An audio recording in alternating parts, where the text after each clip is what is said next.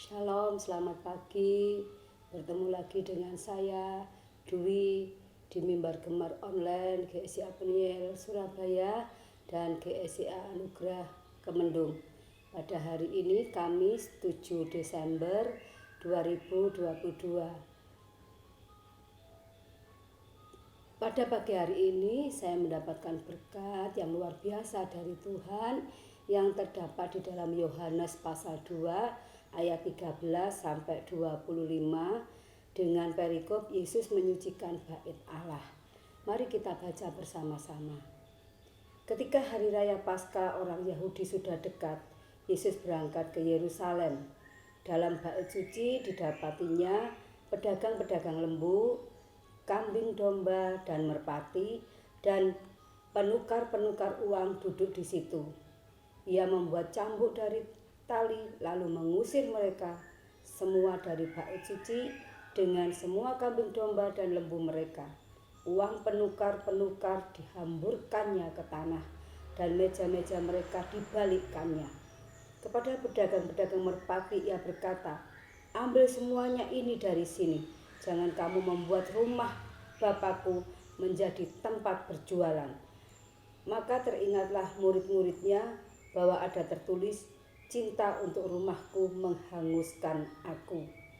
Orang-orang Yahudi menantang Yesus, katanya, "Tanda apakah dapat engkau tunjukkan kepada kami bahwa engkau berhak bertindak demikian?" Jawab Yesus kepada mereka, "Rombak bait Allah ini, dan dalam 3 hari Aku akan mendirikannya kembali." Lalu kata orang Yahudi kepadanya, 46 tahun orang mendirikan bait Allah ini, dan engkau dapat membangunnya dalam 3 hari? Tetapi yang dimaksudkannya dengan bait Allah ialah tubuhnya sendiri. Kemudian sesudah ia bangkit dari antara orang mati, barulah teringat oleh murid-muridnya bahwa hal itu telah dikatakannya, dan mereka pun percayalah akan kitab suci dan akan perkataan yang telah diucapkan Yesus.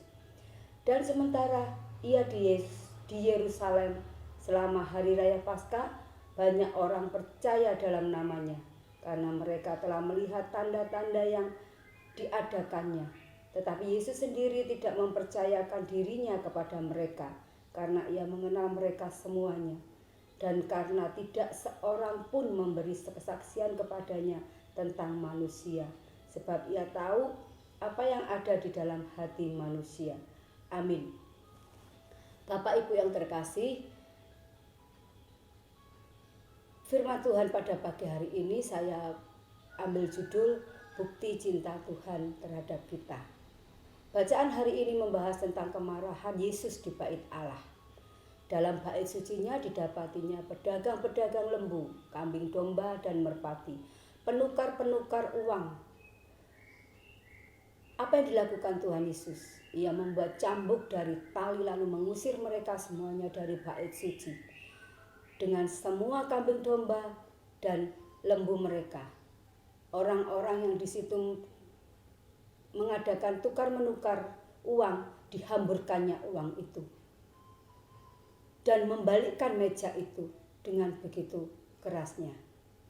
Kepada pedagang-pedagang merpati ia berkata, "Ambillah semua ini dari sini. Jangan kamu membuat rumah Bapakku menjadi tempat berjualan." Bapak Ibu, ada kalanya kita bisa marah seperti Tuhan Yesus. Tuhan Yesus menunjukkan kasih cintanya kepada Bapaknya dan kepada sesamanya. Tuhan Yesus marah di dalam bait Allah. Karena apa? Karena bait Allah bukan untuk tempat ibadah waktu itu, untuk berjual beli seperti pasar. Saat Yesus mengekspresikan amarahnya, para murid teringat kata-kata dalam Perjanjian Lama, "Cinta untuk rumahmu menghanguskan aku." Orang-orang Yahudi menantang Yesus di dalam ayat yang ke-19 dengan mengatakan keras kepada Yesus, "Tanda apakah yang engkau dapat tunjukkan?" Yesus berkata dengan lembut, "Rombak bait Allah ini." Dan dalam 3 hari aku akan mendirikan kembali. Orang-orang Yahudi dan orang-orang di sekitarnya itu bingung. Padahal di dalam mendirikan bait Allah itu selama 46 tahun mendirikan bait Allah itu. Dengan mudahnya Yesus mengatakan, rombak bait Allah ini dalam waktu 3 hari aku akan mendirikannya kembali. Bapak Ibu yang terkasih, yang dimaksud dengan bait Allah ialah tubuhnya sendiri, tubuhnya Yesus sendiri. Kemudian sesudah ia bangkit dari antara orang mati, barulah murid-muridnya itu teringat akan keperkataan Tuhan. Dan yang tertulis di dalam kitab suci, barulah para muridnya itu menyadarinya. Seperti halnya kita Bapak Ibu, setelah kita melakukan kesalahan, kita baru menyadarinya kalau tindakan kita itu salah. Dalam kondisi itu, manusia sulit mengekspresikan cinta yang muncul karena Yesus mengasihi rumah Bapanya. Mengapa? Pertama, manusia cenderung berpikir negatif jika tindakan itu merugikan mereka. Bisnis, timbal balik yang saling menguntungkan antara pedagang dan pembeli, antara pemimpin dan umatnya menjadi lebih penting daripada ajaran Yesus. Yang kedua, rasa takut manusia seringkali muncul kalau berhadapan dengan otoritas dan kekuasaan. Memang benar ya Bapak Ibu, kalau kita dihadapkan dengan memilih di antara dua, kita memilih yang paling aman. Karena apa? Karena rasa takut kita, takut tidak diajak berteman, takut bersaing. Rasa kekhawatiran itu ada. Hal itu terlihat dari sikap masyarakat Yahudi yang mempertanyakan otoritas Yesus yang melarang mereka berjualan di bait Allah. Kedua hal ini membuat mereka tidak mampu melihat tanda cinta dari Yesus. Seperti kita tidak menyadari kalaupun Tuhan Yesus itu marah kepada kita, tidak mendengarkan dan mengabulkan doa kita. Kita selalu mengatakan, mana Tuhan? Katanya kamu mencintaiku. Tapi mana? Aku memohon kepada kamu, memohon kepadamu, tetapi engkau tidak pernah mengabulkannya. Seringkali kita marah kepada Tuhan. Kemarahan tidak selalu harus ditafsirkan sebagai wujud hilangnya belas kasihan. Kepada orang yang emosional tinggi, kita gampang maklum dan mengerti kalau orang itu marah-marah. Tetapi dengan orang yang berkarakter sabar, murah ampun, gampang menerima, suka berkorban, dan selalu berusaha mencari yang terbaik, tiba-tiba marah, kita cepat berkesimpulan pastinya ada yang tidak beres dalam dirinya dan sudah keterlaluan. Dengan teropong dan kacamata pandang seperti itu, kiranya kita harus melihat dan menilai kemarahan Yesus saat itu. Yesus menyatakan cintanya kepada Bapa dengan membersihkan bait suci dari berbagai penyalahgunaan. Tantangan dari banyak kalangan membuka peluang bagi Yesus untuk mengacu kepada dirinya sendiri sebagai bait Allah yang sesungguhnya, yaitu pribadi yang menghadirkan Allah sendiri. Bahkan dialah putra Allah yang menentukan sejarah penyelamatan umat manusia sampai sekarang ini. Kita dapat merasakan, kitalah umat tebusan Tuhan. Kita adalah bait-bait Allah. Maka dari itu Bapak Ibu dan saudara-saudaraku yang terkasih, jangan menyalahgunakan bait Allah yang ada di dalam kita. Kita adalah kitab kehidupan yang terbuka, yang dapat dibaca, yang dapat dilihat oleh sekeliling kita. Yesus menyatakan cintanya kepada Bapa dengan membersihkan bait suci dari berbagai penyalahgunaan itu. Yesus dengan tegas menegur orang-orang yang mengotori dan berjualan dalam bait Allah, Bagi Yesus, bait Allah dibangun secara tempat perjumpaan antara Allah dan manusia. Seperti sekarang ini di GSCA Penil Surabaya dan GSCA Anugerah Kemendung. Kita diberi kesempatan untuk bergemar, untuk bersekutu dengan Tuhan. Tidak hanya itu, ada program gedor, mezbah keluarga. Bapak Ibu, jangan sia-siakan program yang telah dirancangkan oleh gereja kita. Bait Allah adalah tempat kita berdoa, tempat keheningan, dan setiap orang dapat menimba inspirasi bagi hidupnya. Namun tujuan itu menjadi terganggu dengan berbagai usaha dan kepentingan pribadi untuk mencari keuntungan diri.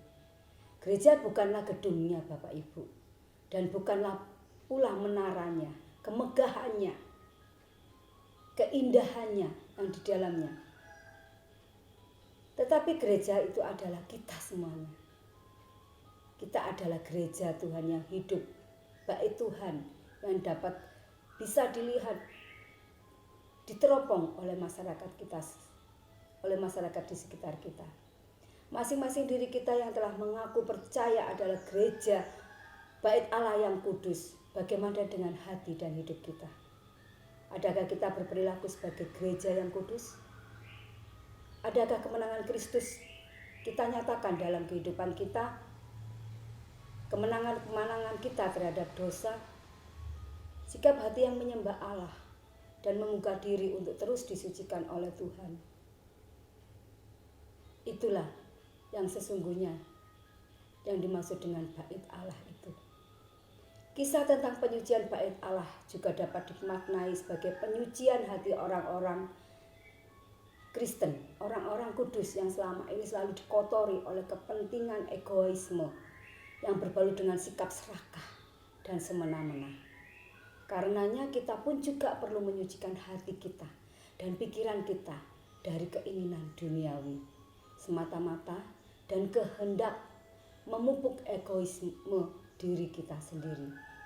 Merujuk pada kata-kata Paulus, sejatinya tubuh kita adalah bait Roh Kudus atau tempat kediamannya yang perlu dijaga kekudusannya dan tak boleh dikotori oleh beragam kehendak ragawi. Semoga kita mampu menjaga tubuh kita, Bapak, Ibu, dan saudara-saudara yang terkasih, kehendak dan hati kita dari segala pikiran jahat dan egoisme. Mari kita persembahkan yang terbaik bagi Tuhan, karena kita sungguh cinta kediaman kudusnya Tuhan. Tindakan Yesus yang mengobrak-ngabrik di bait Allah memperlihatkan dua hal, yaitu menegur perilaku yang salah dan tidak benar, serta mempertegas bahwa tempat kudus patut dihormati oleh siapapun. Dalam kehidupan kita, Tuhan menunjukkan kepada kita betapa tinggi nilai tubuh kita ini, betapa Dia menciptakan kita sebagai mana adanya, sangat baik adanya, serupa dan segambar dengan Allah.